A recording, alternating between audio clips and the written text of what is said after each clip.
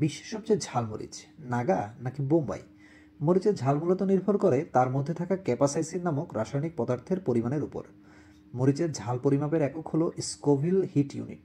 1912 সালে মার্কিন pharmacist Wilbur Scoville এটি তৈরি করেন। এটি মরিচের ঝাল পরিমাপের একটি পদ্ধতি। এই স্কেলে মরিচের ঝালকে একটি সংখ্যা দিয়ে প্রকাশ করা হয়। এই সংখ্যা যত বেশি, মরিচটি তত বেশি ঝাল। বোম্বাই মরিচ আর নাগা মরিচ কোনটি বেশি ঝাল?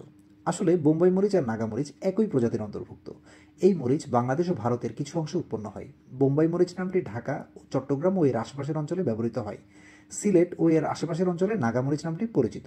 নাগা মরিচ 2007 সালে গিনেস ওয়ার্ল্ড রেকর্ডসে বিশ্বের সবচেয়ে ঝাল মরিচ হিসেবে স্বীকৃতি পায়।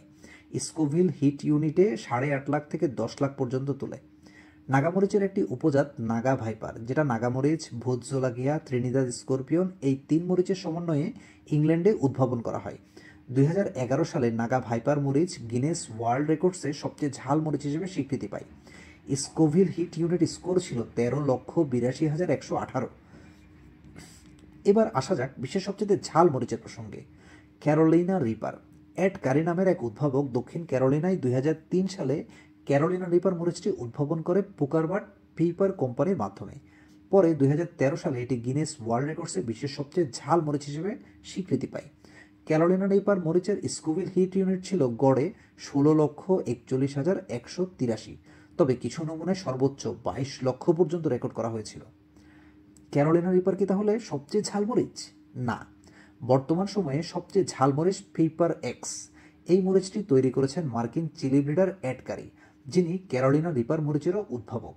2023 সালে গিনেস ওয়ার্ল্ড রেকর্ডসে পেপার এক্সকে বিশ্বের সবচেয়ে ঝাল মরিচ হিসেবে স্বীকৃতি দিয়েছে। এর স্কোভিল হিট ইউনিট 2.64 মিলিয়ন পর্যন্ত। এর আগ পর্যন্ত এই রেকর্ড ছিল ক্যারোলিনা রিপারের দখলে। পেপার এক্স তৈরিতে এড কারি বিভিন্ন ধরনের মরিচের সংকরায়ন করেছেন। এটি তার ফার্মে 10 বছরেরও বেশি সময় ধরে চাষ করা হয়েছে।